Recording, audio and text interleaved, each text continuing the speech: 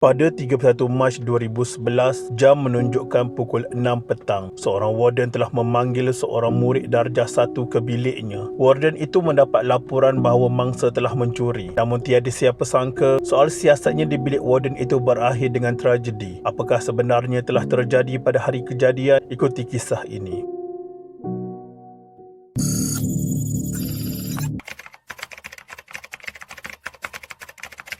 Pada malam tersebut, semasa pintu bilik warden di Asrama Putra, Sekolah Rendah Islam Al-Furqan Arau Perlis, dibuka oleh seseorang dikenali Ustaz Y. Mangsa pelajar darjah 1 dikenali sebagai Saiful Shazani Saiful Safidi terbaring atas riba warden tanpa sedarkan diri. Mulanya Ustaz Y mengesyaki mangsa terkena sawan dan kacing gigi. Namun beliau sendiri tidak pasti akan penyakit yang menyerang mangsa.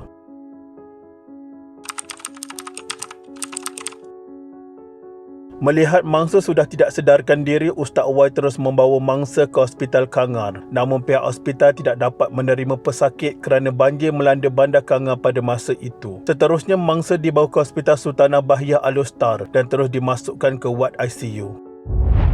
Pada malam kejadian itu juga suspek yang dikenali Ustaz Hanif Muhammad Ali yang juga merupakan warden asrama itu telah menemui ayah angkat mangsa dan memohon maaf atas kesilapan dia mengurung mangsa selama 2 jam. Sebelum suspek pergi ke hospital, suspek terkejut dengan berita bahawa mangsa dimasukkan ke ICU. Lantas dia terus menunaikan solat hajat.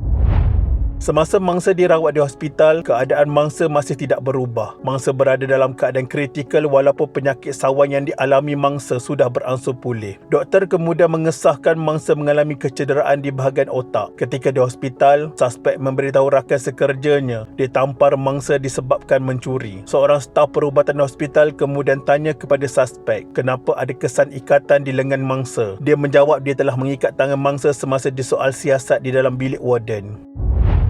Selang 3 hari kemudian bertepatan 3 April 2011 hari Ahad, mangsa disahkan meninggal dunia pada jam 8 pagi. Suspek kemudian ditahan bagi membantu siasatan kes ini. Doktor pakar forensik melakukan bedah siasat yang dilakukan mengesahkan punca kematian mangsa adalah akibat dicekik di bahagian leher sehingga menyebabkan denyutan jantung terhenti pada satu ketika. Kesan cekikan itu mempengaruhi aliran darah untuk membekalkan oksigen ke otak. Doktor mengesahkan kesan yang dialami mangsa tersebut menyebabkan mangsa tidak mati serta-merta tetapi mengakibatkan keadaan mangsa perlahan-lahan menjadi lemah dan meninggal dunia.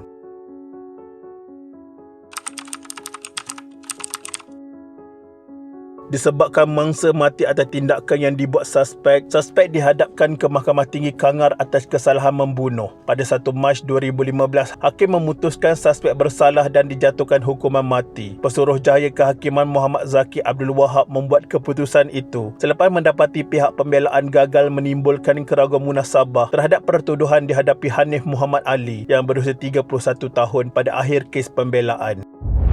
Dalam penghakimannya, beliau berkata tertuduh didapati telah menyebabkan tekanan pada leher mangsa sehingga menyebabkan oksigen tidak dapat dibekalkan ke otak mangsa serta menyebabkan kecederaan terhadap organ mangsa. Dikuatkan lagi, semasa kejadian, hanya suspek berada bersama-sama dengan mangsa. Perbuatan dilakukan itu boleh menyebabkan kematian dan pihak pendakwa raya berjaya membuktikan perbuatan tertuduh mengikut Seksyen 302 Kanun Kesesaan yang memperuntukkan hukuman mati bagi sabitan membunuh. Mengikut pertuduhan, suspek geram dengan mangsa kerana mangsa dikatakan mencuri. Suspek memberitahu mangsa bahawa mangsa akan masuk neraka sekiranya mencuri. Mangsa menjawab dia suka kalau masuk ke neraka. Suspek bertambah geram menyebabkan dia memegang badan mangsa dengan mengangkat tubuh dan menggoyangkan badan mangsa 3 atau 4 kali. Mangsa menangis dan menjerit. Suspek mengatakan dia buat sebegitu sebagai pengajaran kepada mangsa.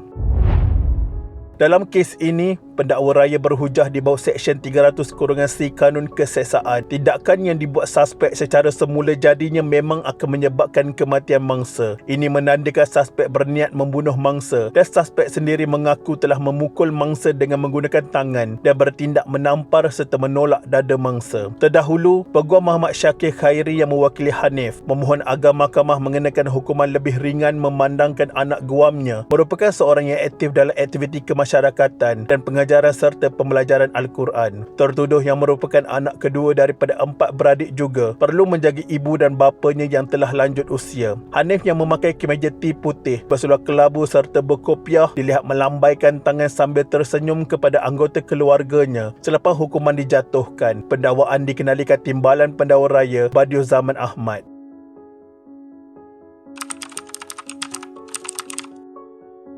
Kes kemudian dibawa ke Mahkamah Rayuan Putrajaya di mana peguam bela berhujah tiada bukti saintifik yang menyokong hujahan pendakwa raya tersebut. Sekiranya perbuatan suspek sebegitu, laporan perubatan daripada doktor pakar perlu diguna pakai. Laporan tersebut mesti menyebut disebabkan tindakan sebegitu, mangsa pada secara semula jadi memang akan mati. Dalam kes ini, laporan bedah siasat tidak pun menyebut mangsa akan mati secara semula jadi sekiranya suspek bertindak sebegitu.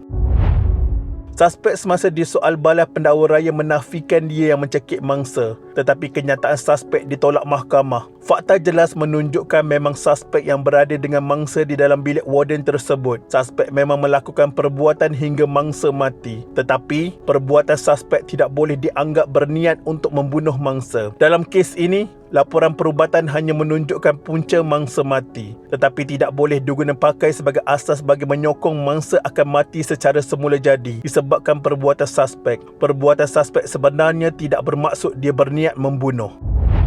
Panel 3 anggota dipengerusikan Hakim Datuk Ahmadi Asnawi bersama 2 lagi Hakim Idrus Harun dan Hakim Abdul Karim Abdul Jalil memutuskan bahawa terdapat merit dalam rayuan Hanif Muhammad Ali dan membenarkan rayuannya untuk mengenepikan sabitan serta hukuman mati kerana membunuh. Maka pada 2 Mac 2016, panel hakim memutuskan perbuatan suspek menyebabkan mangsa mati. Suspek dihukum atas kesalahan menyebabkan kematian dan bukannya atas kesalahan membunuh.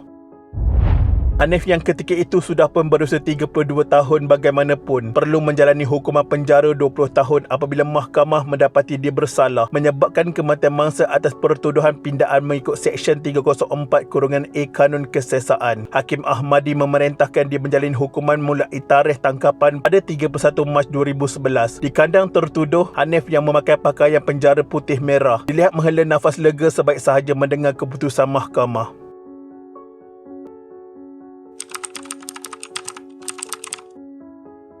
Pada Khamis 5 Januari 2017, suspek berdepan hukuman mati apabila Mahkamah Persekutuan mengembalikan sabitan terhadapnya kerana kes jenayah ini yang dilakukannya lebih 5 tahun lalu. Panel 5 anggota yang diketuai Hakim Mahkamah Persekutuan Tan Sri Suryadi Halim Omar menerima rayuan pihak pendakwaan untuk mengenepikan keputusan Mahkamah Rayuan itu. Mahkamah Persekutuan mengembalikan keputusan Mahkamah Tinggi Perlis yang mendapati Hanif bersalah membunuh mangsa. Sementara itu, panel hakim menolak rayuan Hanif terhadap hukuman penjara.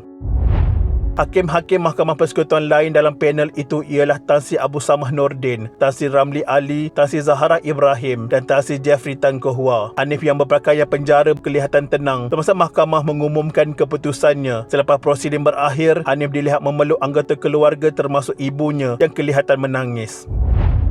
Timbalan Pendakwa Raya Wan Syahrudin Wan Ladin berkata keterangan pakar patologi menunjukkan mangsa itu dicekik selama 4 minit dan mengambil kira dia diikat serta dipukul menunjukkan Hanif berniat mendatangkan kecederaan kepada mangsa itu yang menyebabkan kematiannya. Peguam Hanif, Arif Azami Hussein berhujah tidak ada penyalaharahan oleh Mahkamah Rayuan semasa mengurangkan pertuduhan terhadap anak guamnya. Di akhir kes pembelaan, Hanif didapati bersalah dan dijatuhi hukuman mati oleh Mahkamah Tinggi. Maka begitulah kesudahan kes ini. Suspek telah pun menerima hukuman yang setimpal di atas perbuatannya. Kerana amarah, suspek hilang pertimbangan dalam membuat tindakan. Semoga Allah Subhanahu Wa Taala menerima taubat hamba-hambanya. Amin amin ya rabbal alamin. Al-Fatihah.